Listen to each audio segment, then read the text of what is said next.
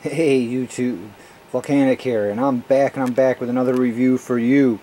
And today we're going to do one on one of my favorite ships. You know, I love the V-Wing, mainly because it's got the letter V in it, and I love anything with V in it. I'm the Vulcanic man, but anyway, I just love this ship. I think this ship there was a lot of thought put into the process of the ship, and even the toy design itself is really above average. They really went all out on this ship, and we'll take a good look at it right here. Now, first off, I'd like to show, oops, the paint job on this baby.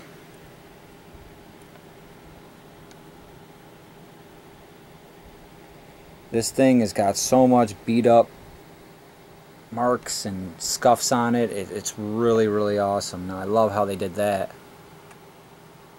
And then you get up into the back piece over here. That's just nice. This thing is a work of art. And the functionality of it too.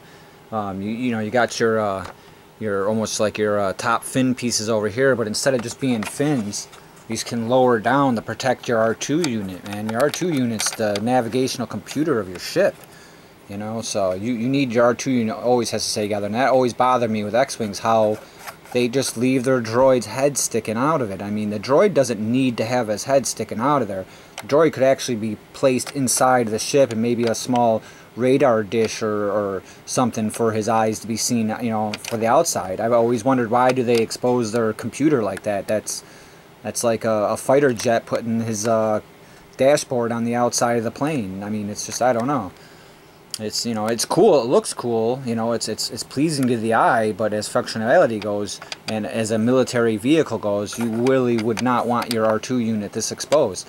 And this A-Wing is one of the few ships that has, at least something. Right there would have been a dead hit shot to that R2 unit if this fin wasn't here. And that one too. So I mean, it's lucky he had these fins here that could open and close over him.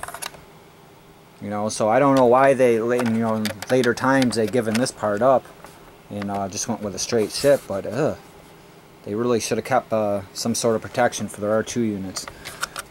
Inside the cockpit is really nice. Now the door doesn't open a lot because you got the back end that it hits right there. So this is as far as the door opens.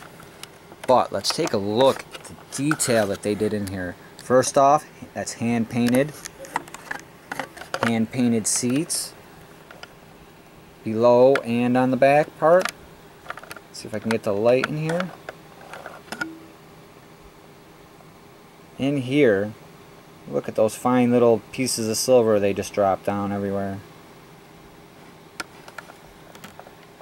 I mean, look at that. Even on the dash. They definitely put some time into that, into the console. They usually don't do that. And, I mean, even from the paint job, you can see itself, This is all painted on. Alright, now let's look at the ship's functionalities. It's got, we'll look underneath first. Very sleek and awesome underneath. A lot of detailing in it. We got your landing gear, we'll put that down. You got 2 missiles. And I love how they put this on the underneath. A gate for the engine. I mean, that just, it looks so good. Just looks like it was supposed to be there. It's just really nice. You got the back end. Now the back end also has little runners that can move in and out. It's just kind of really neat. And you just do them with your hand. They're just little fins. Help it turn sharper. Which is really cool. Of course, you've seen these. Now the inside of these also have cool material, kind of like an X-Wing. These do pop off, snap on. Now the wings, you'd have to turn, I think it's this one, or one of them. Yep, there you go. Turn that, and that puts it into the flight mode, where the wings go up. And as you can see right here on this bottom wing, that's the back landing gear. So when you put the wing in its up position, it turns into a landing gear. Isn't that a cool idea? I thought that was really neat. Every part of the ship just has a good function and working ability about it. Don't get me wrong, I love my X-Wings, and I always love my X-Wings and all the other ships of Star Wars, but it's a wonder these ever went off the market, you know? Because this seems like it would be a really good fighting machine.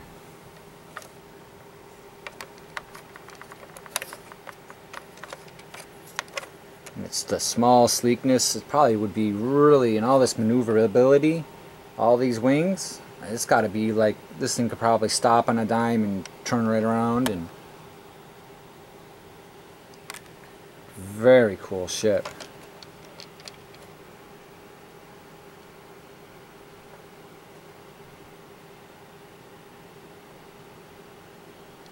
Now, my only complaint about the V-Wing is sometimes, you know, if you just snap the wings in, see how they're, you know, you gotta sometimes get it to, you gotta fiddle with it to get it just to look right from the head on. From the side view, it always looks kind of cool, you know.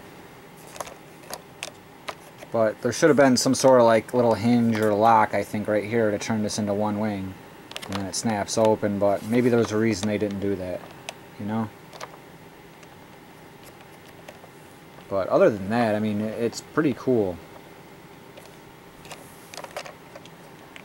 And they do have another model of this. They have, oh god, I think it's black. I think all these are, anything you saw on here that was red is painted black. But I think it has a little bit more paint up the front here in the nose. And it was either a Walmart or a Toys R Us exclusive. And that one runs pretty costly. You could probably get that one $60 to $100. These ones here, I haven't really priced them recently, to be honest. I'm not sure what the price is on them. They used to be $30-40, but I don't know what they are nowadays. But they're excellent ship though, and I mean, as you can see, they're just so sleek and they look awesome. I would have to say these are a must-have in any Star Wars vehicle collection. You at least got to have one.